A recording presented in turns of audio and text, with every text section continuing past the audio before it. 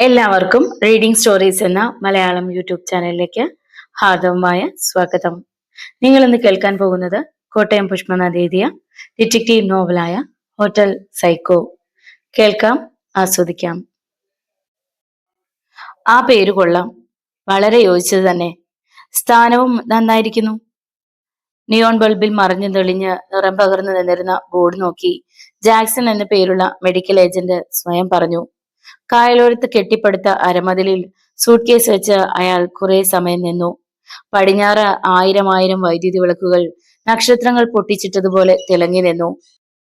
ഇളകി മറിഞ്ഞ ജലനിരപ്പിൽ അവ പൊടിഞ്ഞു വീണ് കലങ്ങിക്കൊണ്ടിരുന്നു. ലക്ഷ്യമില്ലാത്ത വഴിപോക്കരെ പോലെ ചെറിയ ബോട്ടുകൾ വിപരീത ദിക്കുകളിലേക്ക് പാഞ്ഞുകൊണ്ടിരുന്നു. ചരക്ക് കപ്പലുകളിൽ നിന്നും വമിച്ചുകൊണ്ടിരിക്കുന്ന കറുത്ത പുക മത്സരിച്ചുയർന്ന് അന്തരീക്ഷത്തിൽ ലയിച്ചില്ലാതാകുന്നത് അയാൾ കണ്ടു. വീണ്ടും അയാളുടെ ദൃഷ്ടി നെയിം ബോർഡിലേക്ക് തിരിഞ്ഞു. കൊള്ളാം, ആ പേര് തികച്ചും പൊരുത്തപ്പെടുന്നുണ്ട്. ഒരു ശബ്ദം കേട്ട് അയാൾ തിരിഞ്ഞു നോക്കി. മുട്ടോളം എത്തുന്ന ഒരു പാവാട ധരിച്ച് ഒരു ആംഗ്ലോ ഇന്ത്യൻ യുവതി തന്റെ സമീപത്ത് നിൽക്കുന്നു. അതുവരെ തന്റെ തൊട്ടടുത്തായി നിന്നിരുന്നത് അയാൾ അറിഞ്ഞിരുന്നില്ല. തെരുവ് വിളക്കിന്റെ പ്രകാശത്തിൽ അയാൾ അവളുടെ മുഖം കണ്ടു. കഷ്ടിച്ച് 23 വയസ്സ് പ്രായം അവൾക്ക് കാണും. ചുവന്ന പൂക്കളുള്ള മടക്കുകളുള്ള ഒരു പാവാടയും ഇളം റോസ് നിറത്തിലുള്ള ഒരു സ്ലീവ്ലെസ് ബ്ലൗസും അവൾക്ക് നന്നായി യോജിച്ചിരുന്നു. കയ്യിൽ വളരെ ചെറിയൊരു വാനിറ്റി ബാഗ് അലക്ഷ്യമായി അവൾ പിടിച്ചിരുന്നു. ജാക്സനെ സംബന്ധിച്ചിടത്തോളം അതൊരു പുതിയ അനുഭവമല്ലായിരുന്നു. ഭാരതത്തിന്റെ നാനാഭാഗങ്ങളിലും സഞ്ചരിക്കുന്ന അയാൾക്ക് സാധാരണ ഇങ്ങനെയുള്ള പരിചയപ്പെടുത്തലുകൾ ഉണ്ടായിട്ടുണ്ട്. പ്രത്യേകിച്ച് സന്ധ്യ കഴിഞ്ഞ് ഇങ്ങനെയുള്ള നിരത്തുവക്കിൽ ഇതുപോലുള്ള കൂട്ടുകാരികളെ അയാൾ കണ്ടെത്താനും ശ്രമിച്ചിട്ടുണ്ട്. എന്താണ് പേര്? സൂട്ട് കേസ് അയാൾ കായലിൽ വീഴാതെ വെച്ചതിനു ശേഷം പാന്റിന്റെ പോക്കറ്റിൽ നിന്ന് ഒരു വിദേശ സിഗരറ്റ് പാക്കറ്റ് എടുത്തു. റോത്ത് മാൻസ്. അടുത്തു നിന്ന് യുവതിയുടെ അതരങ്ങൾ മന്ത്രിച്ചു. വിദേശ സിഗരറ്റുകളെ കുറിച്ച് അവൾക്ക് പരിചയമുണ്ടെന്ന് അയാൾക്ക് മനസ്സിലായി. പാക്കറ്റിന്റെ മേൽമൂടി തുറന്ന് അയാൾ പാക്കറ്റ് അവളുടെ നേരെ നീട്ടി. നീണ്ടു മെലിഞ്ഞ് ചന്തമുള്ള വിരലുകൾ ചേർത്ത് അവൾ ഒരു സിഗരറ്റ് ഊരിയെടുത്തു. തത്തച്ചുണ്ടുപോലെ ചുവന്ന നിറത്തുള്ള നഖച്ചായം പിടിപ്പിച്ച അവളുടെ വിരലുകൾക്കുള്ളിൽ സിഗരറ്റ് വേറിട്ട് നിന്നു. നഗ്നയായ ചൈനീസ് പെൺകുട്ടികളുടെ ചിത്രമുള്ള സിഗാർ ലൈറ്റർ തെളിച്ച് അയാൾ അവളുടെ അതരത്തിലിരുന്ന നീണ്ട സിഗരറ്റിന്റെ അഗ്രത്തിലേക്ക് നീട്ടി. ആവേശപൂർവ്വം തീനാളം സിഗരറ്റിന്റെ അതരത്തെ ചുംബിച്ചപ്പോൾ അവൾ ഉള്ളിലേക്ക് ആഞ്ഞു വലിക്കുകയും അയാളെ നന്ദിയോടെ വീക്ഷിക്കുകയും ചെയ്തു. ഞാൻ പേര് ചോദിച്ചപ്പോ സിഗരറ്റിന്റെ പേരാണ് പറഞ്ഞത്, അയാൾ വീണ്ടും ചോദിച്ചു. മെറ്റിൽഡ. വടിവുള്ള മൊഴിയിൽ അവൾ മന്ത്രിച്ചു. അതിനുശേഷം അയാളുടെ അടുത്തേക്ക് അല്പം കൂടി നീങ്ങി നിന്ന് പടിഞ്ഞാറ് ആകാശത്ത് തങ്ങി നിൽക്കുന്ന കൂറ്റം ക്രെയിനിന്റെ ചുവന്ന കണ്ണുകളിലേക്ക് ശ്രദ്ധിക്കുന്ന മാതിരി നിന്നു. ഭവതി ഇവിടെ? അവളുമായി സംസാരിച്ചു നിൽക്കുന്നതിൽ ജാക്സന് പ്രത്യേക രസം തോന്നി. സാധാരണ അയാൾ അങ്ങനെയല്ലായിരുന്നു. ഇങ്ങനെയുള്ള അവസരങ്ങളിൽ പരിചയപ്പെട്ടു കൊണ്ടുവരുന്ന യുവതികളുമായി നഗരത്തിലെ നൃത്തമുള്ള ഏതെങ്കിലും ഹോട്ടലിലേക്ക് പോവുകയാണ് പതിവ്. ഫ്രിഡ്ജിനുള്ളിൽ വെച്ച് ബിയർ പതഞ്ഞു തുളമ്പുന്ന നീണ്ട ഗ്ലാസുകൾ നിരത്തിയ വൃത്താകാരമായ മേശകൾ നിരത്തിയിട്ടിരിക്കുന്നു. നീല വെളിച്ചം മങ്ങി പ്രകാശിക്കുന്ന തണുത്ത മുറികളിൽ നീളം കുറഞ്ഞ കാലടികൾ വെച്ചുള്ള നൃത്തം കണ്ട് അന്ന് മാത്രം പരിചയപ്പെടുന്ന ഏതെങ്കിലും ഒരു യുവതിയുമായി നിമിഷങ്ങൾ തള്ളി നീക്കുകയാണ് അയാളുടെ പതിവ്. എന്നാൽ മെറ്റിലയുടെ പതിഞ്ഞ സ്വരവും അവളുടെ നീണ്ട കണ്ണുകളും ലിപ്സ്റ്റിക് പുരട്ടി ആകൃതി വരുത്തിയ അതരങ്ങളും ഒരു ഇറ്റാലിയൻ ചിത്രകാരന്റെ ചിത്രത്തെ അയാളുടെ ഓർമ്മയിൽ കൊണ്ടുവന്നു. ഞാൻ ഇവിടെ ഒരു വിദേശ കമ്പനിയിൽ ടൈപ്പിസ്റ്റ് ആണ്. നെറ്റിയിൽ കൂടി ഊർന്നിറങ്ങിയ ഇടതു കണ്ണിനെ അഴുക്കുകൾക്കുള്ളിലാക്കി കവിളിനെ ചുംബിച്ചുകൊണ്ടിരുന്ന ചെമ്പൻ തലമുടി അവൾ വകഞ്ഞു നീക്കി. ഇവിടമൊക്കെ പരിചിതമായിരിക്കും, അയാൾ ചോദിച്ചു. അതെ. താങ്കൾ ഇന്ന് എവിടെയാണ് താമസിക്കാൻ ഉദ്ദേശിക്കുന്നത്? അത് പറയുമ്പോൾ അവൾ ഹോട്ടൽ സൈക്കോയുടെ വൈദ്യുത നെയിം ബോർഡിലേക്ക് ദൃഷ്ടി തിരിച്ചു. തീരുമാനിച്ചിട്ടില്ല, അയാൾ ഫിൽറ്ററിലേക്ക് അടുത്തുകൊണ്ടിരിക്കുന്ന ഉരുണ്ട ചാരം തട്ടിക്കൊണ്ട് പറഞ്ഞു. എനിക്ക് അവിടെ മുറിയുണ്ട്. അവൾ വാനിറ്റി ബാഗ് തുറന്ന് ഒരു ചെറിയ ഉറുമാൽ കയ്യിലെടുത്ത് കവിളിലൊപ്പി വീണ്ടും യഥാസ്ഥാനത്ത് വെച്ചു. എനിക്ക് നാളെ രാവിലെയുള്ള ഫ്ലൈറ്റിന് ബോംബെയിലേക്ക് മടങ്ങണം. ഇവിടുത്തെ ജോലി അവസാനിച്ചു. അയാൾ സൂട്ട് കേസിന്റെ ലോക്ക് കൈകൊണ്ട് തടവി. താങ്കൾ എവിടെ നിന്ന് വരുന്നു? അവൾ തിരക്കി. കായൽക്കരയിലൂടെ നീണ്ടുപോയി ഒടുവിൽ പ്രാധാന്യം കുറഞ്ഞ വാഹന ഗതാഗതം തീരെ ഇല്ലാതാകുന്ന വഴിയിലൂടെ തെക്കോട്ട് മാത്രം ബസ്സുകൾ പോയിക്കൊണ്ടിരുന്നു. അവർ നിന്നിരുന്ന ഭാഗത്തിനെതിരായി അന്തരീക്ഷത്തിലേക്ക് മത്സരിച്ചുയർന്നു നിൽക്കുന്ന 9 നിലകളുള്ള ഹോട്ടലിന്റെ താഴെ വരിവരിയായി പല നിറത്തിലുള്ള കാറുകൾ പടിഞ്ഞാറോട്ട് തിരിഞ്ഞു കിടന്നിരുന്നു. ഇവിടെ എനിക്ക് വളരെ വിശ്വാസമുള്ള ഒന്ന് രണ്ടുപേരെ പരിചയപ്പെട്ട കൊള്ളാമെന്നുണ്ട്. അതിന് ഭവതി എന്നെ സഹായിക്കുമെന്ന് ഞാൻ വിശ്വസിക്കട്ടെയോ? അയാൾ എന്തോ രഹസ്യം പറയാൻ ഭാവിച്ചു. വരൂ, നമുക്ക് പോകാം. അവൾ തിരിഞ്ഞു. ജാക്സൺ അവളെ അനുഗമിച്ചു. വഴി കുറുകെ കടക്കുന്നതിന് മുമ്പായി അവൾ നിന്നു. താങ്കൾ പോയി മുറിയെടുക്കൂ, പിന്നീട് നമ്മൾ സന്ധിക്കാം. അവൾ വീണ്ടും തിരികെ വന്ന് കൈവരിയിൽ ഒന്നും അറിയാത്തതുപോലെ നിന്നു. ജാക്സൺ നേരെ കൗണ്ടറിനടുത്തേക്ക് നടന്നു. സൂട്ട് കേസ് താഴെ വെച്ച് അയാൾ ഒരു പ്രാവശ്യം കൂടി അതിൽ ശ്രദ്ധിച്ചു. മാനേജർ ബുക്ക് തുറന്നു നീക്കി വെച്ചു. മേൽവിലാസം എഴുതി കഴിഞ്ഞപ്പോൾ വെളുത്ത യൂണിഫോം ധരിച്ച ഒരു ബോയ് അദ്ദേഹത്തെ ക്ഷണിച്ചു. ലിഫ്റ്റിൽ കയറി നിന്നപ്പോൾ ബോയ് 7 എന്ന അക്ഷരത്തിൽ വിരലമർത്തി. മേൽപോട്ട് ഉയർന്നുകൊണ്ടിരിക്കുന്ന ലിഫ്റ്റിന്റെ ഒരു വശത്ത് മത്സരിച്ച് ചതുരാകൃതി നെയ്തുകൊണ്ടിരുന്ന അഴികളിൽ കൂടി മിന്നി മറയുന്ന തുറമുഖം അയാൾ കണ്ടു. Sir, key. മുറി വൃത്തിയാക്കിയ ശേഷം പരിചാരകൻ താക്കോൽ നൽകി. Room number 13. അയാൾ അതിൽ സംശയം നിവർത്തി വരാൻ ഒന്നുകൂടി ശ്രദ്ധിച്ചു. വളരെ മോശമായ നമ്പറാണ്. അയാളുടെ അന്തരംഗം പെറുപെറുത്തു. വേഷം മാറി ജാക്സൺ ഡൈനിങ് ഹാളിലെത്തി. അയാളുടെ കണ്ണുകൾ നീല ബൾബ് കത്തിച്ച അരണ്ട നിലാവെളിച്ചം വിതറിയ ഹാളിൽ മെറ്റിൽഡയെ തേടി നടന്നു. മെനു കാർഡിൽ ശ്രദ്ധിക്കുന്നതിനിടയിൽ അയാൾ വാതിൽക്കിലേക്ക് നോക്കിക്കൊണ്ടിരുന്നു. 5 മിനിറ്റുകൾക്കകം വാതിൽ തുറന്ന് അവൾ അകത്ത് വന്നു. നിമിഷങ്ങൾക്കകം അവൾ ജാക്സനെ കണ്ടുപിടിച്ചു. മുൻപരിചയമുള്ളതുപോലെ അവൾ നടന്നു വന്ന് അയാൾക്കെതിരായിരുന്നു. സർ, വെയിറ്ററുടെ ശബ്ദം അടുത്തു കേട്ടു. ഭക്ഷണത്തിനുള്ള മെനു നൽകി. അയാൾ അവളെ തന്നെ അല്പസമയം നോക്കിയിരുന്നു. ആകാശ നീലിമയുടെ നിറമുള്ള ഒരു ഗൗൺ അവൾ ധരിച്ചിരുന്നു. കഴുത്തിൽ വെട്ടിത്തിളങ്ങുന്ന വൈരമാലയുടെ കല്ലുകളിൽ മുമ്പിൽ തൂങ്ങി നിന്നിരുന്ന നീല ബൾബുകൾ പ്രതിഫലിച്ചു. താങ്കളുടെ മുറിയുടെ നമ്പർ ഏതാണ്? അവൾ തിരക്കി. 13. അയാൾ അത് പറയുമ്പോൾ മുഖത്ത് അതൃപ്തി സ്ഫുരിച്ചു. നല്ല നമ്പറാണ്. അതിനടുത്തുള്ള നമ്പറാണ് എന്റേത്.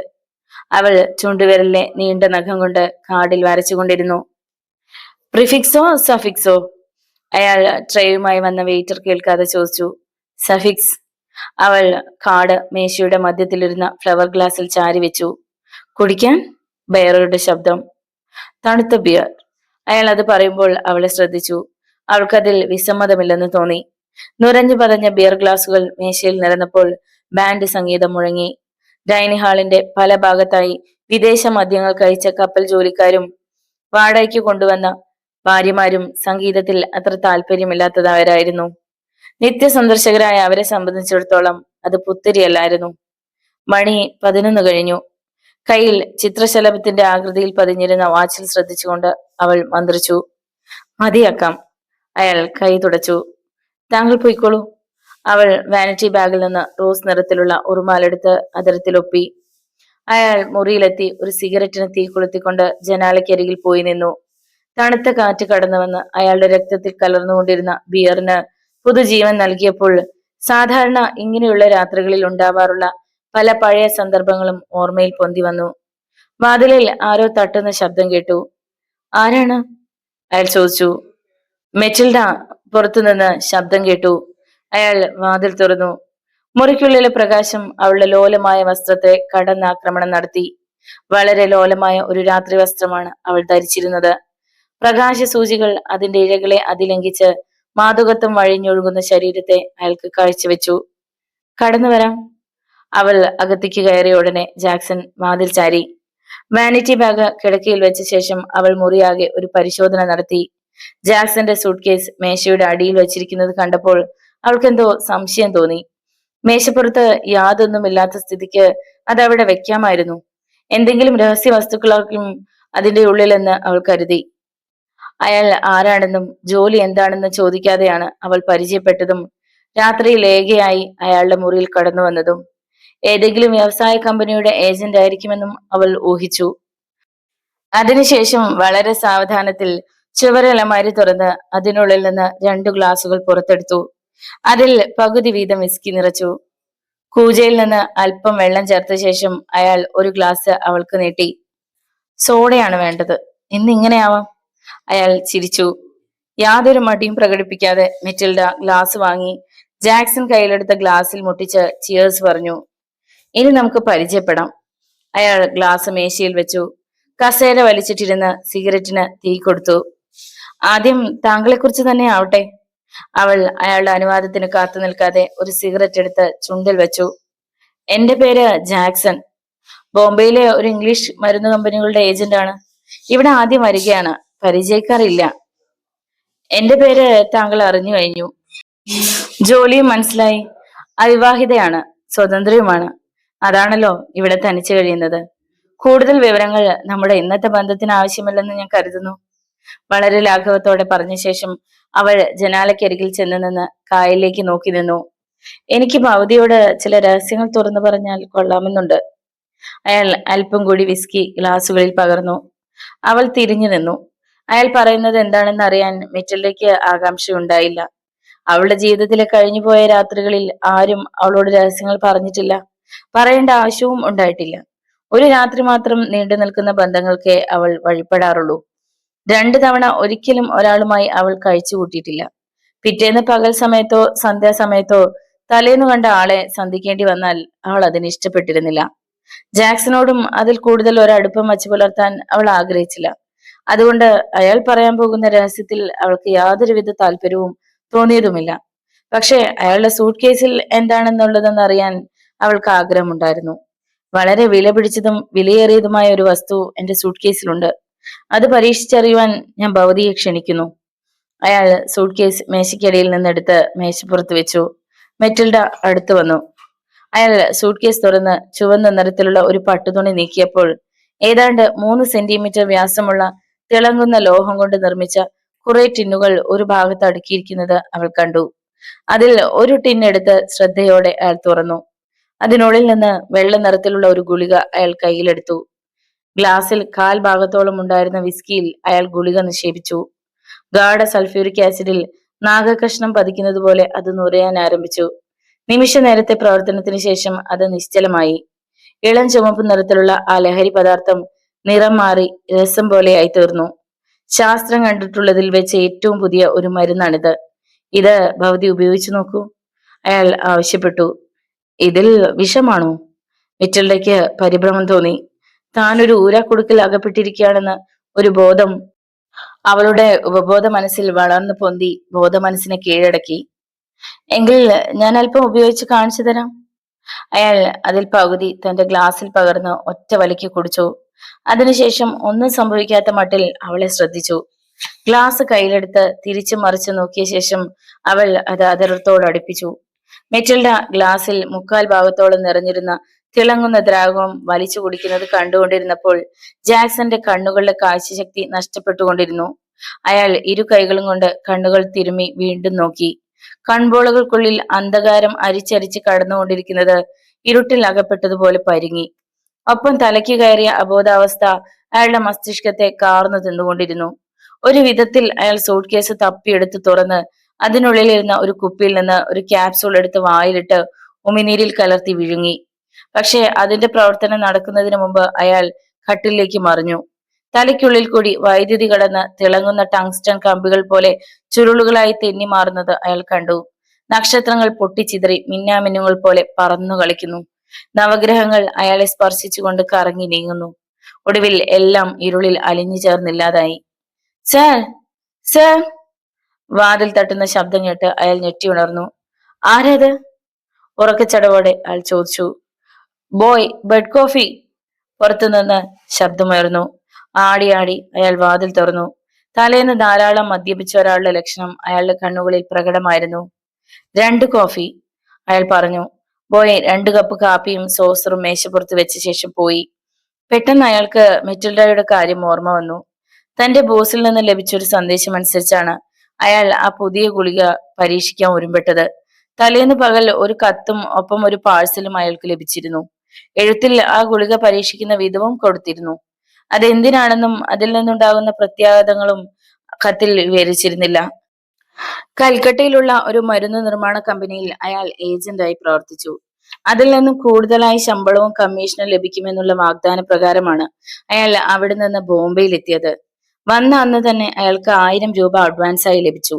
കൂടാതെ ചില അപൂർവ മരുന്നുകളുടെ കണ്ടുപിടുത്തത്തെക്കുറിച്ച് സംസാരിക്കുകയും ചെയ്തു. നാളതുവരെ അവർ അവരുടെ ഉൽപ്പന്നങ്ങളെ മാർക്കറ്റിൽ ഇറക്കിയിരുന്നില്ല.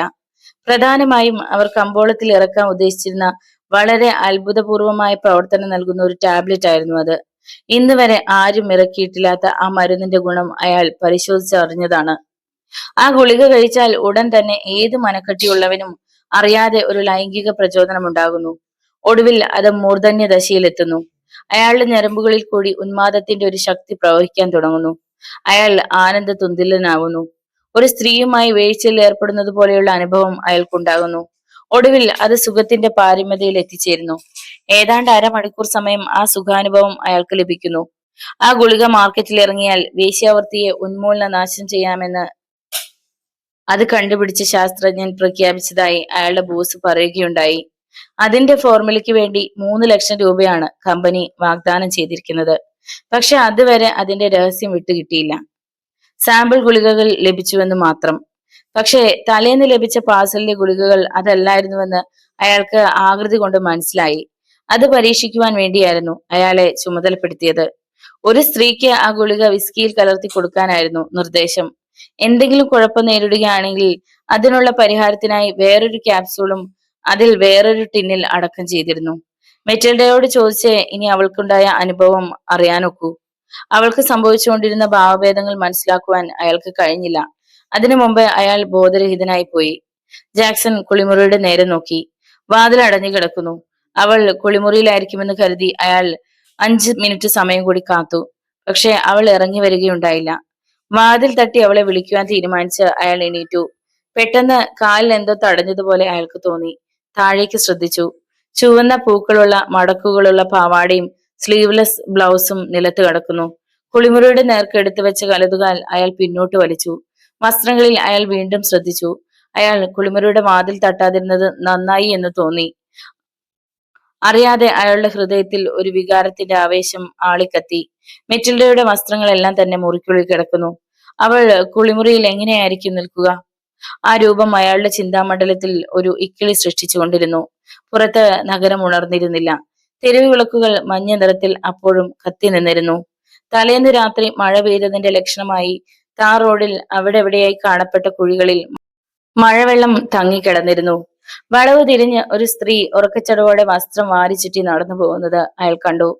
ചോറ്റുപാത്രം ഹാൻഡിലിൽ തൂക്കിയിട്ട് വടക്കു നിന്നും വന്ന ഒരു സൈക്കിൾ സവാരിക്കാരൻ അവളോട് എന്തോ അടക്കം പറഞ്ഞ ശേഷം വളവ് തിരിഞ്ഞ് ചവിട്ടിയകന്നു.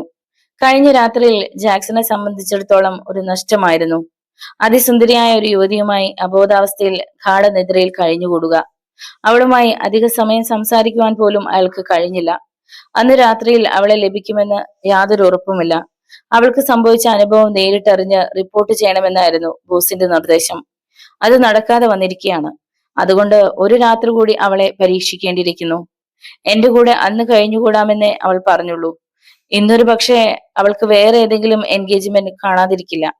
ഇപ്രകാരം പെട്ടെന്ന് പരിചയപ്പെടുകയും സഹശയനത്തിന് സമ്മതിപ്പിക്കുകയും ചെയ്യുന്ന സ്ത്രീകൾക്ക് ചിലപ്പോൾ ഓരോ ദിവസത്തെയും പ്രോഗ്രാം കാണുമെന്ന് അയാൾ മനസ്സിലാക്കിയിരുന്നു. അന്നത്തെ ദിവസം അവൾ സ്വതന്ത്രയായതുകൊണ്ട് മാത്രമാണ് തനിക്ക് അവളെ ലഭിച്ചതെന്ന് ജാക്സൺ ഊഹിച്ചു. പിറ്റേ ദിവസം എറണാകുളത്ത് നിന്നും കോട്ടയത്ത് പോകണമെന്നായിരുന്നു അയാൾക്കുള്ള പരിപാടി. പക്ഷെ അതിനു മുമ്പ് മരുന്നിന്റെ ഫലം അയാൾക്ക് അറിയിക്കേണ്ടതായുണ്ടായിരുന്നു. ആ വിവരം എഴുതി അയക്കാനുള്ള കോഡ് ഭാഷയും അയാൾക്ക് നൽകിയിരുന്നു. ഏതെങ്കിലും ഒരു യുവതിയുമായി കണ്ടുമുട്ടുക, അവളുമായി സൗകര്യപ്രദമായ ഒരു ഹോട്ടലിൽ മുറിയെടുക്കുക, അവിടെ വെച്ച് രാത്രി ആരും അറിയാതെ പരീക്ഷണം നടത്തുക. ഇതായിരുന്നു അയാൾക്ക് ലഭിച്ച ആജ്ഞ. അതിൻവണ്ണം പ്രവർത്തിക്കുകയും ചെയ്തു. ഫോൺ അടിക്കാൻ തുടങ്ങി. Jackson receiver കയ്യിലെടുത്തു. 2 മിനിറ്റ് സമയത്തെ സംസാരത്തിന് ശേഷം അയാൾ റിസീവർ ക്രാഡിൽ വെച്ച ശേഷം ഒരു തവണ കൂടി കുളിമുറിയുടെ നേർക്ക് നോക്കിക്കൊണ്ട് ഒരു കപ്പ് കാപ്പി കുടിച്ചു. ഒരു സിഗരറ്റ് എടുത്ത് ചുണ്ടിൽ തിരുകി പുറത്തിറങ്ങി വാതിൽ ചാരി. ലിഫ്റ്റിൽ കയറി ബട്ടണിൽ വിരൽ അമർത്തി മാനേജറുടെ മുറിയുടെ വാതിൽക്കൽ എത്തി. വാതിൽ തുറക്കപ്പെട്ടു. Come on mister Jackson. കറുത്ത കണ്ണട ധരിച്ച ഒരാൾ അകത്തിരുന്ന് അയാളുടെ നേരെ മുഖമുയർത്തി. ചില്ലിനുള്ളിൽ കൂടി അയാളുടെ കൃഷ്ണമണികൾ തിളങ്ങുന്നതും ജാക്സൺ കണ്ടു. മാനേജർ ചൂണ്ടിക്കാണിച്ച സോഫയിൽ ജാക്സൺ ഇരുന്നു. നിങ്ങൾ വന്ന കാര്യം വിജയിച്ചു കഴിഞ്ഞുവെന്ന് ഞാൻ വിശ്വസിക്കുന്നു. കറുത്ത കണ്ണടക്കാരൻ ഒരു ഡോട്ട് പെൻ കൊണ്ട് മേശയിൽ ഇരുന്ന പാഡിൽ എന്തോ വരച്ചുകൊണ്ട് പറഞ്ഞു. ജാക്സന്റെ നയനങ്ങൾ കടലാസിൽ പതിഞ്ഞു. ഒരു കഴുകന്റെ ചിത്രം അയാൾ ചില വളഞ്ഞ വരകളിൽ കൂടി ആ കടലാസിൽ വരച്ചിരുന്നു. അയാളുടെ ചോദ്യത്തിന് എന്താണ് മറുപടി നൽകേണ്ടതെന്ന് അറിയാതെ ജാക്സൺ വിഷമിച്ചു. എന്തായിരിക്കും അയാൾ ഉദ്ദേശിക്കുന്നത്? തന്റെ ആഗമനോദ്ദേശം അയാൾ അറിഞ്ഞിരിക്കുന്നുവെന്ന് ചോദ്യത്തിൽ നിന്നും വ്യക്തമാണ്.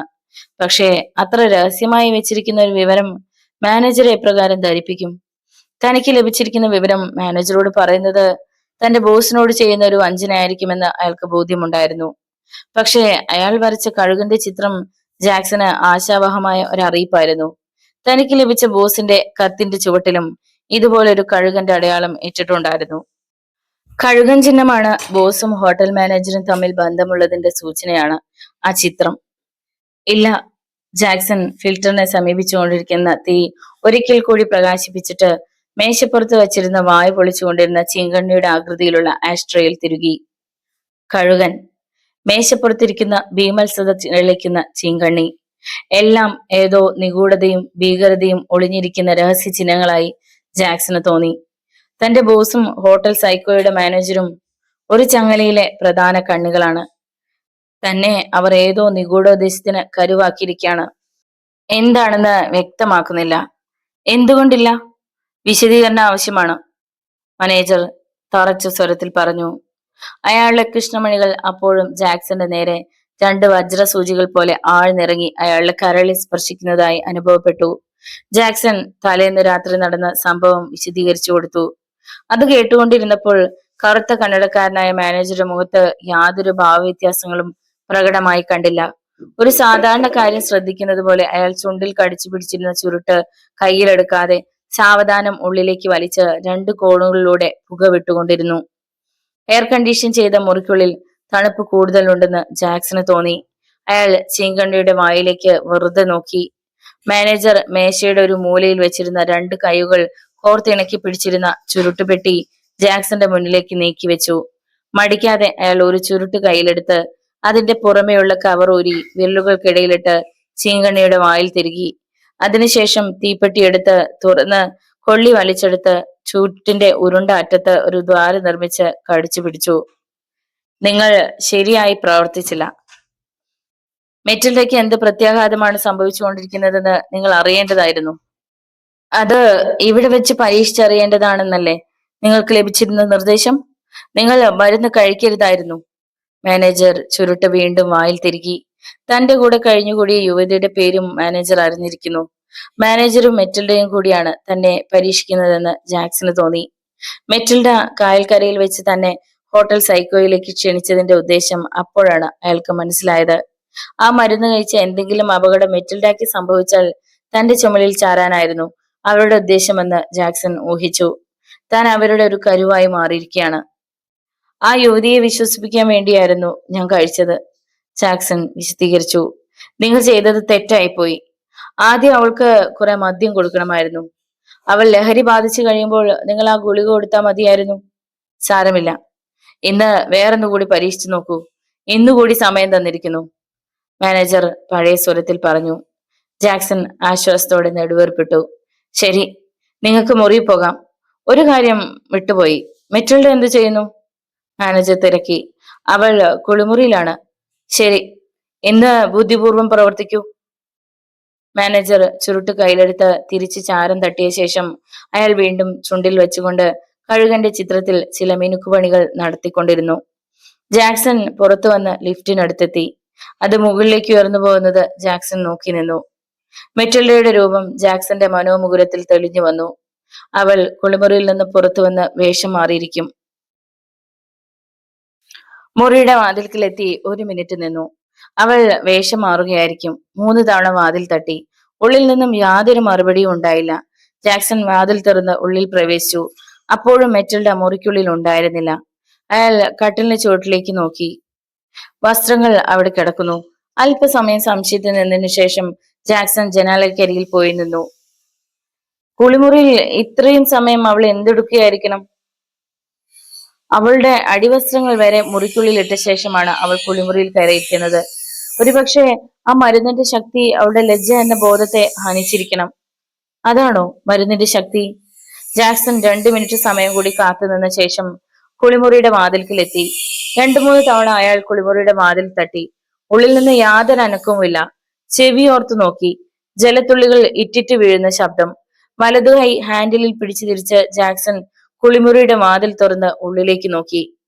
ഒന്നും മടിച്ച ശേഷം ജാക്സൺ കുളിമുറിക്കുള്ളിൽ കടന്നു. ഇരുളടഞ്ഞ മുറിക്കുള്ളിൽ അയാൾ ഒരു നിമിഷം സംശയിച്ചു നിന്നു.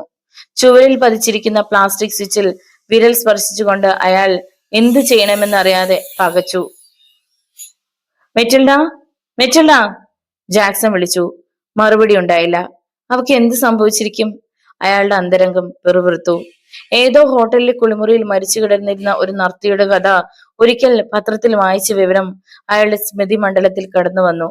അവളുടെ മൃതശരീരമാണ് താൻ കാണുന്നതെങ്കിൽ ആ മരണത്തിന് ഉത്തരവാദി താനായിരിക്കുമെന്നത് നിസ്തർക്കമാണ്. അവളുടെ ശരീരം പോസ്റ്റ്മോർട്ടത്തിന് വിധേയമാക്കുമ്പോൾ താൻ കൊടുത്ത മരുന്നിന്റെ വിവരം വെളിച്ചത്താകും. താൻ ഒരു കൊലപാതകയാവും. അറിയാതെ ജാക്സന്റെ ചൂണ്ടുവിരൽ സ്വിച്ചിൽ അമർന്നു. വിളക്ക് തെളിഞ്ഞു. അത്ഭുതത്തോടെ അയാൾ കണ്ണു ചിമ്മി തുറന്നു. കുളിമുറി ശൂന്യമായിരിക്കുന്നു. അവൾക്കിത് എന്ത് പിണഞ്ഞു? താൻ നൽകിയ മരുന്ന് അവളെ ഭ്രാന്തിയാക്കിയിരിക്കുമോ? കുളിമുറിയിൽ ഒരു തവണ കൂടി കണ്ണോടിച്ച ശേഷം അയാൾ വീണ്ടും മുറിക്കുള്ളിലെത്തി. അവളുടെ വസ്ത്രങ്ങൾ അപ്പോഴും ഒന്നിനു മുകളിൽ ഒന്നായി കിടന്നിരുന്നു. അവൾക്ക് എന്ത് സംഭവിച്ചാലും അതിന്റെ പൂർണ്ണ ഉത്തരവാദിത്വം തനിക്ക് തന്നെ എന്നയാൾ ഉറച്ചു. മാനേജറെ വിവരം ധരിപ്പിക്കുവാൻ തന്നെ ജാക്സൺ തീർച്ചയാക്കി. ലിഫ്റ്റിനടുത്തേക്ക് അയാൾ പാഞ്ഞു. മെറ്റല്ലയെ കാണാനില്ല. വാതിൽ തള്ളി തുറന്ന് പരിഭ്രമത്തോടെ ജാക്സൺ പറഞ്ഞു. യാതൊരു ഭാവഭേദവും പ്രകടിപ്പിക്കാതെ കറുത്ത കണ്ണടക്കാരൻ അയാളെ തുറച്ചു നോക്കി. Sit down. വളരെ ശാന്തനായി അയാൾ പറഞ്ഞു. അയാൾ സോഫയിലിരുന്നു. നിങ്ങൾ എന്താണ് പറയുന്നത്? മാനേജർ തിരക്കി. മെറ്റിൽഡ അപ്രത്യക്ഷയായിരിക്കുന്നു. അവളുടെ വസ്ത്രങ്ങൾ എല്ലാം തന്നെ കിടക്കുമുറിയിലുണ്ട്. അയാളുടെ ശബ്ദം പതറി. മാനേജർ മേശപ്പുറത്തിരുന്ന ഓഫീസ് ഫോണിന്റെ കട്ടയിൽ വിരലമർത്തി റിസീവർ കയ്യിലെടുത്തു. റൂം നമ്പർ 14 ഒന്ന് അന്വേഷിക്കൂ. വേഗം വിവരം തരണം. നിമിഷങ്ങൾ ഇഴഞ്ഞു നീങ്ങി. ഇല്ലേ? റിസീവർ താഴെ വെക്കുമ്പോൾ മാനേജറുടെ മുഖത്ത് വിയർപ്പണങ്ങൾ പൊടിഞ്ഞിരുന്നു. മെറ്റീരിയലെ കുറിച്ച് ആർക്കും അറിവില്ല. ഇന്ന് എന്തെങ്കിലും പ്രശ്നമുണ്ടാകും. അവൾ ബാങ്കിൽ ഒരു ടൈപ്പിസ്റ്റ് ആണ്. ഇന്നവൾ ബാങ്കിൽ ചെല്ലാതിരുന്നാൽ ഇവിടെ അന്വേഷിക്കും. ഇന്നലെ രാത്രി ഇവിടെ ഭക്ഷണം കഴിച്ചതായും രാത്രി കഴിച്ചു കൂട്ടിയതായും രേഖകളുണ്ട്. നിങ്ങൾ മുറി മുഴുവൻ ശരിക്ക് പരിശോധിച്ചുവോ? മാനേജർ ചുണ്ടിൽ നിന്നെടുത്ത ചുരുട്ടിന്റെ ചാരം കട്ടിയായി ചീങ്കണ്ണിയുടെ വായിൽ തള്ളി. ജാക്സൺ എന്ത് മറുപടി പറയണമെന്ന് നിശ്ചയമില്ലായിരുന്നു. തന്റെ കൂടെ അന്തി ഉറങ്ങിയതായി വിശ്വസിക്കപ്പെടുന്ന യുവതിയെ ഉടുതുണി പോലുമില്ലാതെ കാണാതായിരിക്കുന്നു. ആരാണ് ഇതിന് ഉത്തരവാദി? ഒരു വലിയ ചോദ്യചിഹ്നം അയാളെ വരിഞ്ഞു മുറുക്കി. അപ്രത്യക്ഷയായ യുവതിക്ക് നിങ്ങൾ കൊടുത്ത മരുന്നിനെ കുറിച്ച് എന്തെങ്കിലും അറിയാമോ? ഡിറ്റക്റ്റീവ് ഇൻസ്പെക്ടർ പുഷ്പരാജ് ജാക്സന്റെ കണ്ണുകളിലേക്ക് തുറച്ചു നോക്കി ചോദിച്ചു. അറിഞ്ഞുകൂടാ. അയാൾ പതുങ്ങി. മരുന്നിനെ കുറിച്ച് ഒരു വിവരവുമില്ലാതെ നിങ്ങൾ കൊടുക്കാനുണ്ടായ കാരണം? പുഷ്പരാജ് കസേരയിലിരുന്ന് ഒരു ഫിൽറ്ററിന് തീ കൊടുത്തു. ഡിറ്റക്റ്റീവ് പുഷ്പരാജ് കുറ്റാന്വേഷണ വകുപ്പിലെ പേരെടുത്ത ഒരു ഉദ്യോഗസ്ഥനാണ്. സ്കോട്ട്ലൻഡ് യാർഡിൽ പഠിച്ച് ഉന്നത ബിരുദങ്ങൾ കരസ്ഥമാക്കിയ അദ്ദേഹം അടുത്ത കാലത്ത് കേരളത്തിൽ നടന്ന പ്രമാദമായ ഒരു കള്ളനോട്ട് കേസിലെ ബന്ധപ്പെട്ടവരെ വെളിച്ചത്ത് കൊണ്ടുവരികയുണ്ടായി. അതിനെക്കുറിച്ചുള്ള ഒരു കഥ മലയാളത്തിലെ ഏറ്റവും വലിയ പ്രസിദ്ധീകരണത്തിൽ വരികയുണ്ടായി. അതോടുകൂടി മലയാളികളുടെ ഹൃദയത്തിൽ അദ്ദേഹം സ്ഥിരപ്രതിഷ്ഠ നേടി. ബോംബെയിൽ നടന്ന ഒരു കൊലപാതകത്തിന്റെ പിന്നിൽ നടന്ന സംഭവങ്ങൾ തിരഞ്ഞു പിടിച്ചു. വിശ്രമമെടുക്കാൻ വേണ്ടി ഊട്ടിക്ക് പോകാൻ തീരുമാനിച്ചപ്പോഴാണ് കാണാതായ മെറ്റിൽഡയുടെ വിവരം പോലീസ് ഇൻസ്പെക്ടർ അദ്ദേഹത്തെ ധരിപ്പിച്ചത്. അത്രമാത്രം ഗൗരവം കൊടുക്കേണ്ട സംഗതി ആയിരുന്നില്ലെങ്കിലും വിവരങ്ങൾ അറിഞ്ഞപ്പോൾ പുഷ്പരാജിന് ഔത്സുക്യം തോന്നി. എന്റെ ബോസ് അറിയിച്ചതനുസരിച്ചാണ് ഞാൻ കൊടുത്തത്. അയാൾ മറുപടി നൽകി. എന്താണ് അറിയിച്ചത്? എന്റെ കയ്യിൽ വിവരങ്ങൾ അടങ്ങിയ കത്തുണ്ട്. അയാൾ സൂട്ട് കേസിലേക്ക് നോക്കി.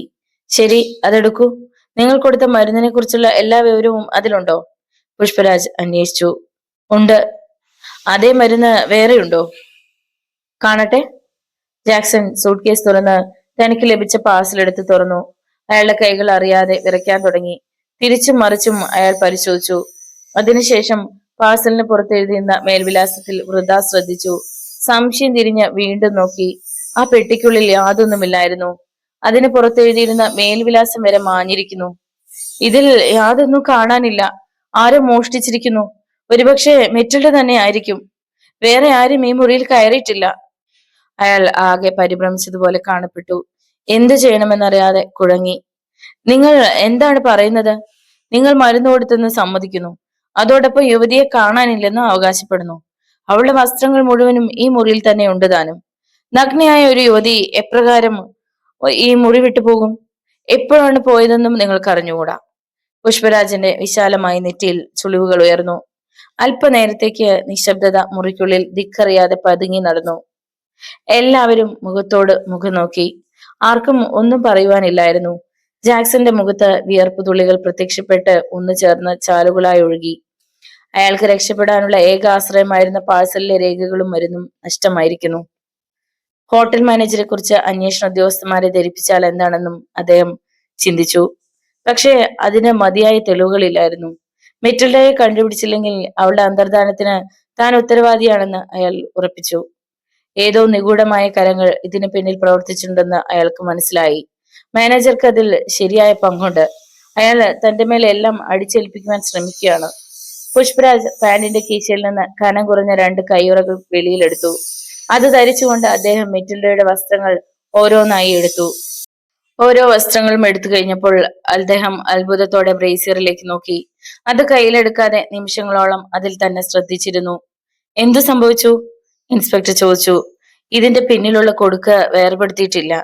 അദ്ദേഹം വളരെ ശ്രദ്ധിച്ച് അത് ഉയർത്തിപ്പിടിച്ച് പരിശോധിച്ചു. ഏതൊരു സ്ത്രീയും ബ്രേസിയറിന്റെ പിന്നിലെ കുടുക്ക് അയച്ച ശേഷമാണ് അത് ശരീരത്തിൽ നിന്ന് വേർപെടുത്തുന്നത്. ആ കുടുക്ക് പിന്നീട് ധരിക്കുമ്പോഴല്ലാതെ ഇടാറുമില്ല. പക്ഷെ അത് ഹുക്കിൽ ഉറപ്പിച്ചിരിക്കുന്നു. ഒരുപക്ഷെ അവൾ കുളിമുറിയിൽ പോയ ശേഷം ജാക്സൺ ഇത് എടുത്തിരിക്കണം. നിങ്ങൾ ഈ വസ്ത്രങ്ങളിൽ സ്പർശിക്കുകയുണ്ടായോ? പുഷ്പരാജ് ചോദിച്ചു. ഇല്ല, ജാക്സൺ മറുപടി നൽകി. പിന്നെ ആര് ഈ കുടുക്കിട്ടു? അറിഞ്ഞുകൂടാ. കാണാതായ യുവതി എപ്പോഴാണ് ഉറങ്ങിയതെന്ന് നിങ്ങൾക്കറിയാമോ? അറിഞ്ഞുകൂടാ. എന്തുകൊണ്ട്? ഞാൻ അബോധാവസ്ഥയിലായിരുന്നു. നിങ്ങൾ മദ്യപിക്കുകയുണ്ടായോ? അത് ചോദിക്കുമ്പോൾ മേശപ്പുറത്തിരുന്ന വിസ്കി കുപ്പിയിൽ പുഷ്പരാജിന്റെ നോട്ടം പതിഞ്ഞു. ലഹരി ഏൽക്കാൻ തക്കവണ്ണം മദ്യപിച്ചിരുന്നില്ല. സാധാരണ നിങ്ങൾ എന്തുമാത്രം കഴിക്കും? പൈന്റ് കഴിക്കാറുണ്ട്. പിന്നീട് എങ്ങനെ അബോധാവസ്ഥയിലെത്തി? ആ മരുന്ന് എന്നെ കീഴ്പ്പെടുത്തി. നിങ്ങൾ മരുന്ന് കഴിച്ചോ? ഉടനെ ബോധമില്ലാതായോ? അത് കഴിച്ച ഉടനെ കണ്ണുകളിൽ ഇരുട്ട് കയറുന്നത് പോലെ തോന്നി. ഒരു സിപ്പ് പോലും കഴിച്ചില്ല. രുചിച്ചു നോക്കിയതേ ഉള്ളൂ. ആ യുവതിയുമായി നിങ്ങൾ... ബാക്കി പറയാതെ പുഷ്പരാജ് ജാക്സന്റെ മുഖത്തേക്ക് നോക്കി. ഇല്ല. ചോദ്യത്തിന്റെ അർത്ഥം മനസ്സിലാക്കിയ ജാക്സൺ പറഞ്ഞു.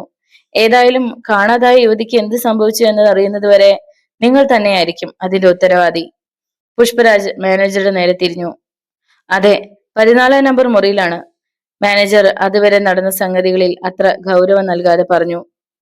ആ മുറി കൂടി ഒന്ന് പരിശോധിക്കണം. പുഷ്പരാജ് പുറത്തിറങ്ങി. 2 പോലീസ് ഉദ്യോഗസ്ഥന്മാരെ റൂം നമ്പർ 13-ൽ കാവൽ നിർത്തിയ ശേഷം അവർ അടുത്ത മുറിയിലേക്ക് പോയി. മുറി പുറത്തുനിന്ന് പൂട്ടിയിരുന്നു. ഹാൻഡിലിൽ പിടിച്ച് തിരിച്ച ശേഷം പുഷ്പരാജ് വീണ്ടും 13-ാം നമ്പർ മുറിയിലെത്തി. മേശപ്പുറത്ത് അവളുടെ ഹാൻഡ് ബാഗ് ഇരിക്കുന്നത് അദ്ദേഹം കണ്ടുപിടിച്ചു. അത് കയ്യിലെടുത്ത് തുറന്നപ്പോൾ അതിനുള്ളിൽ മത്സ്യത്തിന്റെ ആകൃതിയിലുള്ള പ്ലാസ്റ്റിക് കഷ്ണത്തിൽ ഹോട്ടൽ സൈക്കോ റൂം നമ്പർ 14 എന്ന് കൊത്തിയ അടയാളത്തോടു കൂടിയ താക്കോൽ കണ്ടെടുത്തു. അത് കയ്യിലെടുത്തുകൊണ്ട് അദ്ദേഹം മെറ്റിൽഡയുടെ മുറിയുടെ വാതിൽക്കലെത്തി. താക്കോൽ ആ മുറിയിലായിരുന്നു? ഇൻസ്പെക്ടർ ചോദിച്ചു. അവിടെ അവരുടെ വാനിറ്റി ബാഗ് ഉണ്ടായിരുന്നു. വസ്ത്രങ്ങളെല്ലാം ആ മുറിയിൽ അഴിച്ചിട്ട ശേഷം നഗ്നയായി മുറിയിലെത്തി. വീണ്ടും വസ്ത്രം ധരിച്ച് തിരികെ 13-ൽ കയറി വാനിറ്റി ബാഗ് അവിടെ വെച്ച ശേഷം അവൾ പോകാനുള്ള കാരണം വ്യക്തമാകുന്നില്ല. വളരെ രസകരമായിരിക്കുന്നു, പൂട്ട് തുറന്നുകൊണ്ട് പറഞ്ഞു. മെറ്റിലയുടെ മുറിയിൽ ഒരു സൂട്ട് കേസ് ഉണ്ടായിരുന്നു. കൂടാതെ സാമാന്യ വലുപ്പമുള്ള ഒരു തുകൽപ്പെട്ടിയും കട്ടിലിനടിയിൽ സ്ഥാനം പിടിച്ചിരുന്നു. ചുവരിൽ ഘടിപ്പിച്ചിരുന്ന ബ്രാക്കറ്റിൽ പൂക്കളുള്ള ഒരു പാവാടയും നീല ബ്ലൗസും തൂക്കിയിട്ടിരുന്നു. മേശപ്പുറത്തൊരു ഡയറിയും അതിന് മുകളിൽ ബോൾ പെന്നും വെച്ചിരുന്നു. പുഷ്പരാജ് ബോൾ പെൻ താഴെ വെച്ചിട്ട് ഡയറി എടുത്തു തുറന്നു. ആഗസ്റ്റ് 14 ചൊവ്വാഴ്ച. പകൽ ഓഫീസിൽ പോയി. വൈകുന്നേരം ജാക്സൺ എന്ന പേരോടുകൂടിയ മെഡിക്കൽ ഏജന്റിനെ പരിചയപ്പെട്ടു. ഇന്ന് രാത്രി ജാക്സൺ ആയിരിക്കും boyfriend. Detective Pushparaj diary പിന്നോട്ട് മറിച്ചു. ആഴ്ചയിൽ 1-2 ദിവസം രാത്രികാലങ്ങളിൽ പല പുരുഷന്മാരുമായി ബന്ധപ്പെട്ടിട്ടുണ്ട്. എന്നാൽ ഒരാളുമായി ഒരിക്കൽ മാത്രമേ അവൾ രാത്രി കഴിച്ചിട്ടുള്ളൂ. അവളുടെ സ്വഭാവത്തിൽ കുലീനത്വം ഇല്ലായിരുന്നുവെങ്കിലും അവൾ നയിച്ചു വന്ന തെരഞ്ഞെടുക്കൽ രീതി പുഷ്പരാജിന് വിസ്മയകരമായി തോന്നി. മെറ്റിൽഡ ഇന്നലെ രാത്രി ഈ ഹോട്ടൽ വിട്ട് എങ്ങും പോയിട്ടില്ല. അവൾ ഇതിനുള്ളിൽ ഏതെങ്കിലും മുറിയിൽ കാണുമെന്നാണ് എനിക്ക് തോന്നുന്നത്. ജാക്സൺ അബോധാവസ്ഥയിലായിരുന്നപ്പോ അവൾ അവിടെ നിന്ന് പുറത്തു വന്നിരിക്കണം. ഇൻസ്പെക്ടർ അഭിപ്രായപ്പെട്ടു. അതൊരിക്കലും ശരിയാകുമെന്ന് തോന്നില്ല. കാരണം ഉടുതുണികൾ ആ മുറിയിൽ അയച്ചിട്ട ശേഷം അവൾക്ക് പുറത്തു വരേണ്ട ആവശ്യം എന്താണ്? മാത്രമല്ല ജാക്സൺ നേരത്തെ അബോധാവസ്ഥയിലായിരുന്നു. ഊണ് കഴിച്ചെന്നാണല്ലോ ജാക്സൺ പറയുന്നത്. ഒരു എത്തും പിടിയുമില്ലാതെ പുഷ്പരാജ് പറഞ്ഞു. കെട്ടുപിണഞ്ഞ മാറാലയ്ക്കുള്ളിൽ അകപ്പെട്ടതുപോലെ ഒരു തീരുമാനവും എടുക്കാൻ നിവൃത്തിയില്ലാതെ പുഷ്പരാജ് നിന്നു. ഒരു പക്ഷേ അബോധാവസ്ഥയിലായ മെറ്റിലയ്ക്കും അസാധാരണമായ ഒരു ലൈംഗികാവേശം ഉണ്ടാവുകയും വസ്ത്രങ്ങൾ അവൾ അഴിച്ചുമാറ്റുകയും ചെയ്തിരിക്കാം. അപ്പോഴത്തെ ഭ്രാന്തമായ വികാരത്തോടെ നഗ്നയായി ഏതെങ്കിലും മുറിയുടെ വാതിൽക്കൽ അവൾ തട്ടിയിരിക്കും. അങ്ങനെയാണെങ്കിൽ തന്നെ അഴിച്ചു കളഞ്ഞ ബ്രേസിയറിന്റെ കൊടുക്ക് അവൾ എന്തിനിട്ടു എന്നതിന് ഉത്തരമില്ലാത്ത ചോദ്യചിഹ്നമായി അവശേഷിച്ചു. ഈ ഹോട്ടലിൽ എത്ര മുറികളുണ്ട്? പുഷ്പരാജ് മാനേജറോട് ചോദിച്ചു. 99. മാനേജർ മറുപടി നൽകി. ഇന്നലെ രാത്രി എത്ര മുറികൾ കൊടുത്തിരുന്നു? 41. ആ മുറികൾ നമുക്ക് പരിശോധിക്കാൻ കഴിയുമോ? പരിശോധിക്കണമെന്ന് തോന്നില്ല. നമുക്ക് മെറ്റിൽഡാവയിൽ ഏതെങ്കിലും ഒന്നിലും ഉണ്ടെങ്കിൽ വിവരം അറിയാം. എല്ലാ മുറികളിലും ഫോൺ ഉണ്ട്.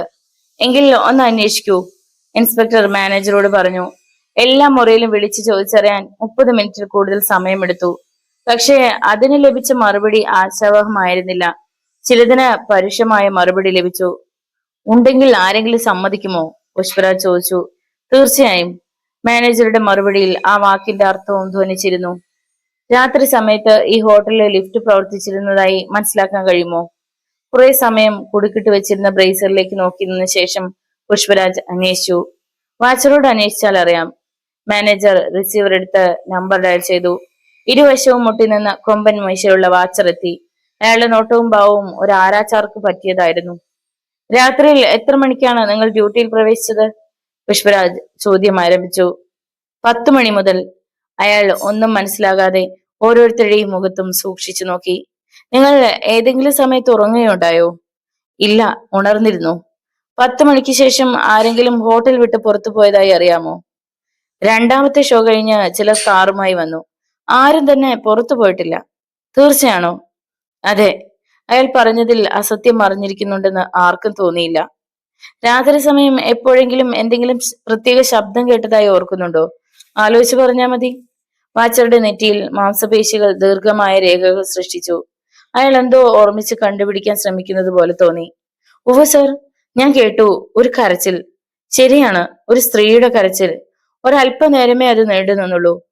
ഉടനെ തന്നെ രാത്രി 2 മണിക്ക് എത്തുന്ന ഒരു ഗുഡ്സ് ട്രെയിനിന്റെ വിസിലും മുഴങ്ങി.